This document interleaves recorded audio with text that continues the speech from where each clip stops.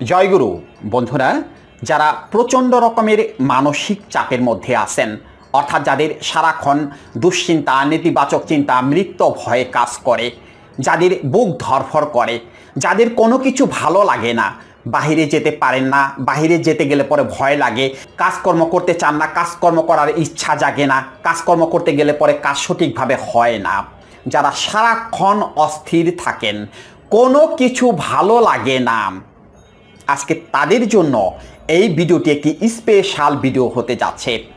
আজকে এই ভিডিওতে আমি এমন 5টি উপায় বা 5টি টিপস আপনাদের আমি বলে দেব, যে টিপস বা উপায়গুলো যদি আপনারা সঠিকভাবে অ্যাপ্লাই করতে পারেন, আপনাদের জীবনটা অন্যরকম হয়ে যাবে। সমস্ত রকমের মানসিক চাপ থেকে নিজেকে মুক্ত করতে পারবেন। দুশ্চিন্তা, নেতিবাচক চিন্তা, মৃত্যু ভয়, বুক ধড়ফড় সব কিছু উধাও হয়ে যাবে যদি আপনারা সঠিকভাবে এই 5টি টিপস মেনে চলতে পারেন। ভিডিওটি মনোযোগ সহকারে দেখতে থাকুন। যদি মুক্ত হতে চান, যদি এই ভয়াবহ যন্ত্রণা থেকে নিজেকে রক্ষা করতে চান, তাহলে ভিডিওটি মনোযোগ সহকারে দেখতে থাকুন। মানসিক চাপ কেন হয়, কিসের জন্য হয়, কারা সবচেয়ে বেশি মানসিক চাপের মধ্যে থাকে, কাদের মধ্যে সবচেয়ে বেশি দুশ্চিন্তা, নেতিবাচক চিন্তা, মৃত্যু ভয় কাজ করে? যারা অলস অপদার্থ, তাদের মধ্যে এই সমস্যাগুলো বেশি হয়ে থাকে। এরা কোনো কাজকর্ম করার আগেই ভয়ে আতঙ্কে শিহরিয়া ওঠে এবং এদের মধ্যে সন্দেহটা খুব বেশি কাজ করে। হবে কি, হবে না, করব কি, করব না, যদি ঠিকভাবে না হয়, এটা হয়েছে কি না সেটা নিয়েও একটা সন্দেহ, অর্থাৎ কাজটা সে যে করেছে সেই কাজটা ঠিকমতো হয়েছে কিনা সেটা নিয়েও সন্দেহ, অর্থাৎ এদের মধ্যে সন্দেহের শেষ নেই। কারণটা কি? কারণটা হলো এদের আত্মবিশ্বাস কম। অর্থাৎ যারা এইরকম মানসিক সমস্যা দ্বারা আক্রান্ত, তাদের আত্মবিশ্বাস কম, কোনো কিছুতেই তাদের আত্মবিশ্বাস নেই, এমনকি নিজের প্রতি তাদের কোনো আত্মবিশ্বাস থাকে না। সেই জন্য তারা এইরকম ভয়াবহ মানসিক রোগ বা মানসিক সমস্যা দ্বারা আক্রান্ত হয়ে পড়ে। সূত্রটা কোথায়? সূত্রটা ওই যে একটা জায়গায়, অলস অপদার্থ। এদেরকে শত চেষ্টা করেও কিন্তু ঘর থেকে বের করা যায় না। এরা কুড়ে টাইপের আর একটু তেরা টাইপের হয়, একটু ঘাড় তেরা টাইপের। এখন এই যে অলসতা, অর্থাৎ এই মানুষগুলো যে অলস হয়ে উঠতেছে বা অলস হয়ে আছে, এই অলসতা কি একদিনেই হয়েছে, নাকি এর পিছনে অন্য কোনো কারণ আছে? কথাগুলো মনোযোগ সহকারে শুনতে থাকুন। এর পেছনে অবশ্যই অন্য কিছু কারণ আছে। সেই কারণগুলো কি? সাইকোলজি কি বলে? কোথা থেকে এই সমস্যাগুলো হলো? অর্থাৎ এই যে মানসিক চাপ, দুশ্চিন্তা, নেতিবাচক চিন্তা, হতাশা, সন্দেহ, এগুলো দ্বারা একজন মানুষ আক্রান্ত হয়, সে কি এমনি হয়? সে হয় অলসতার কারণে। তাহলে অলসতা কি এমনি হয়েছে, নাকি এর পেছনে কিছু কারণ আছে? এর পেছনে অবশ্যই কিছু কারণ আছে। যারা ছোট সময় থেকেই পরিবারে ঝগড়াঝাঁটি, বিভিন্ন রকমের ঝামেলা, পরিবারের মধ্যে কারোর সাথে কারো সম্পর্ক ভালো না, বাবা মায়ের সাথে সম্পর্ক ভালো না, সারাক্ষণ ঝগড়াঝাঁটি লেগেই আছে, যারা এইরকম দৃশ্যগুলো দেখে আসতেছেন বা ফেস করেছেন, তাদের মধ্যেই একটা সময় এই সমস্যাটা তৈরি হয়।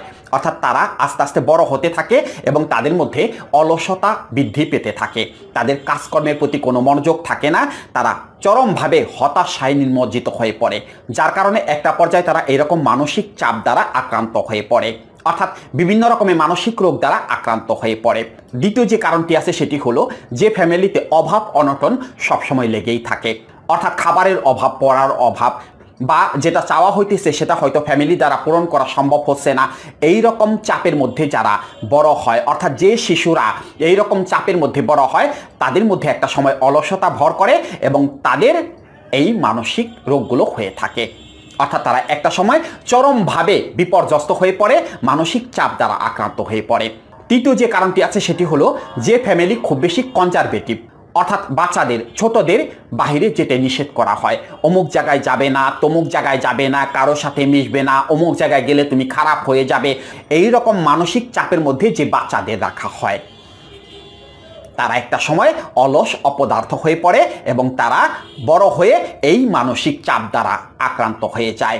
অর্থাৎ যে শিশুদের স্বাধীনতায় হস্তক্ষেপ করা হয়, ঠিকমতো কারোর সাথে মিশতে দেওয়া হয় না, খেলাধুলা করতে দেওয়া হয় না, একা একা রাখা হয়, সেই শিশুরাই একটা সময় বড় হয়ে এইরকম মানসিক চাপে পড়ে যায়, অর্থাৎ এরকম মানসিক রোগ দ্বারা আক্রান্ত হয়ে পড়ে। আরও অনেক কারণ রয়ে গেছে যেগুলোর জন্য ফ্যামিলি অনেকটাই দায়ী। সেই জন্যই বলি, এই যে মানসিক সমস্যাগুলো হচ্ছে, এই যে দুশ্চিন্তা, নেতিবাচক চিন্তা, হতাশা, মৃত্যু, ভয়, এগুলো যে হচ্ছে, এগুলো এমনি এমনি হয়নি।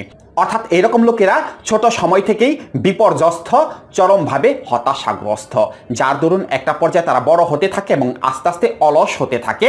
এই অলসতা থেকেই তাদের মধ্যে প্রচণ্ড রকমের মানসিক চাপ সৃষ্টি হয়, যে মানসিক চাপের কারণে তারা কোনো কাজকর্ম করতে চায় না, কাজকর্ম করতে পারে না, কাজের কথা শুনলেই তাদের অস্থির অস্থির লাগে, তাদের আর কোনো কিছু ভালো লাগে না।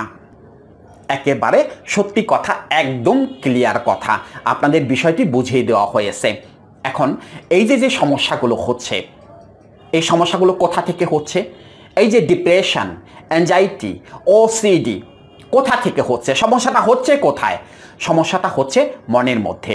তাহলে এই সমস্যার জন্য আপনারা অনেক কিছু করতেছেন, অনেক কিছু করতেছেন, ডাক্তার, কবিরাজ যে যা বলতেছে সব করতেছেন, সমাধান কি হয়েছে? সমাধান কি করতে পেরেছেন? না, সমাধান করতে পারেননি, সমাধান হয়নি বা হওয়ার কথা না। তাহলে কি করতে হবে? মনের রোগের চিকিৎসা করতে হবে, অর্থাৎ মনের ভয় দূর করতে হবে, মনের অসুখ দূর করতে হবে, অলসতা থেকে আপনাকে বের হয়ে আসতে হবে, তাহলে এই সমস্যার সমাধান হয়ে যাবে। এই রকম লোকদের যদি সঠিকভাবে 3 থেকে 4টা দিন কাউন্সেলিং করানো হয়, যেটাকে সাইকোথেরাপি বলে, সেই সাইকোথেরাপি করানো হয়, তাহলে এই রোগীরা সম্পূর্ণরূপে সুস্থ হয়ে যাবে, তারা সঠিক পথে ফিরে আসবে উইদাউট মেডিসিন। কোনো ওষুধ লাগবে না, 1 টাকার ওষুধ এই রোগীদের সেবন করতে হবে না, তারা এমনিতেই সুস্থ হয়ে যাবে, শুধুমাত্র কাউন্সেলিং বা সাইকোথেরাপির মাধ্যমে, অন্য কোনো উপায়ে না। অন্য কোনো উপায়ে এর চিকিৎসাই করা যাবে না। একে যতই ওষুধ খাওয়ানো হোক না কেন, কোনো লাভ হবে না, কোনো কাজ হবে না। একমাত্র কাউন্সেলিং বা সাইকোথেরাপি এর সঠিক সমাধানের পথ। এবার আসুন, এরকম মানসিক চাপ, মানসিক সমস্যা থেকে বের হওয়ার জন্য 5টি টিপস আপনাদের আমি বলে দেই, যে টিপসগুলো আমরা কাউন্সেলিংয়ের সময় আমাদের রোগীদের করিয়ে থাকি বা দিয়ে থাকি, তাদের জন্য বাধ্যতামূলক। অর্থাৎ আমরা যাদের কাউন্সেলিং করাই তাদেরকে এই 5টি কাজ অবশ্যই করতে হবে, অবশ্যই করতে হবে, তাদেরকে বাধ্য করা হয় এই 5টি কাজ করার জন্য। আসুন সেই 5টি কাজ বা 5টি টিপস আপনাদের আমি দিয়ে দিই। প্রথম কাজটি হলো তাড়াতাড়ি ঘুমানোর অভ্যাস করা, অর্থাৎ তাড়াতাড়ি ঘুমোতে যেতে হবে। রাত 12টা 1টা না, একটা নির্দিষ্ট সময়ের মধ্যে, অর্থাৎ রাত 10টার মধ্যে ঘুমোতে যেতে হবে। ওই শয়তানের বাক্সটা বা ওই অ্যান্ড্রয়েড মোবাইলটা দূর করে দিয়ে ঘুমের রাজ্যে চলে যেতে হবে। এটা হলো প্রথম কাজ। দ্বিতীয় কাজটি হলো অবশ্যই সকালবেলা খুব তাড়াতাড়ি ঘুম থেকে উঠতে হবে, অর্থাৎ সকাল 6টার আগে ঘুম থেকে উঠতে হবে। যদি সুস্থ হতে চান, যদি নিজেকে ফিরে পেতে চান, তাহলে অবশ্যই আপনাকে সকালবেলা ঘুম থেকে উঠতে হবে। তৃতীয় যে কাজটি আছে সেটি হলো ঘুম থেকে উঠেই বসে থাকলে চলবে না, বের হতে হবে। আপনাকে ঘর থেকে বের হইতে হবে, অর্থাৎ আপনাকে হাঁটতে যেতে হবে, কমপক্ষে আধা ঘন্টা শরীর থেকে ঘাম ঝরাতে হবে, ওয়ার্ম আপ করতে হবে, তারপরে কিছু যোগা প্রাণায়াম আছে সেগুলো করতে হবে। 4 নম্বরে যে কাজটি আছে সেটি হলো নিজেকে যে কোনো একটি কাজে ব্যস্ত রাখা, অর্থাৎ একা থাকা যাবে না, যে কোনো একটি কাজে নিজেকে ব্যস্ত রাখতে হবে, তবে সেই কাজটা যেন কোনো ক্রিয়েটিভ কাজ হয়, অর্থাৎ এমন কোনো কাজ আপনাকে করতে হবে যেটা থেকে টাকা ইনকাম হবে বা টাকা আসবে, এরকম কোনো কাজ আপনাকে করতে হবে। যখনই কোনো কাজ থেকে টাকা ইনকাম হবে বা টাকা আসার পথ তৈরি হবে, তখন সেই কাজের প্রতি আপনার আগ্রহ বেড়ে যাবে। সেই জন্য কোনো ক্রিয়েটিভ কাজ নিয়ে আপনাকে সারাদিন ব্যস্ত থাকতে হবে। সর্বশেষ যে কাজটি আপনাকে অবশ্যই করতে হবে সেটি হলো মেডিটেশন, মেড ইন অ্যাটেনশন, অর্থাৎ মনোযোগ তৈরি করা, নিজেকে কন্ট্রোল করা, নিজের মনকে কন্ট্রোল করা, আপনাকে অবশ্যই মেডিটেশন করতে হবে। সেটা অবশ্যই সকালে হলে ভালো হয়। যদি সকালে সময় না পান তাহলে যে কোনো সময় মেডিটেশনটা করে নেবেন। মেডিটেশন বাধ্যতামূলক করতে হবে। মেডিটেশন ছাড়া আপনি এই মনের রোগ, মনের অসুখ দূর করতে পারবেন না। যত যাই করেন না, যা কিছুই করেন, আপনার মনকে কন্ট্রোল না করা পর্যন্ত আপনি এই সমস্যার সমাধান করতে পারবেন না। আর মনকে কন্ট্রোল করার জন্য অবশ্যই আপনাকে মেডিটেশন করতেই হবে, যদি সুস্থ হতে চান, যদি ভালো হতে চান। এই যে 5টি টিপস বা 5টি কাজের কথা বললাম, করে দেখুন এখান থেকে বের হইতে পারেন কি না। যদি করতে পারেন সঠিকভাবে, তাহলে নিশ্চিত এখান থেকে বের হয়ে আসতে পারবেন। ভালো থাকবেন, সুস্থ থাকবেন। জয় গুরু।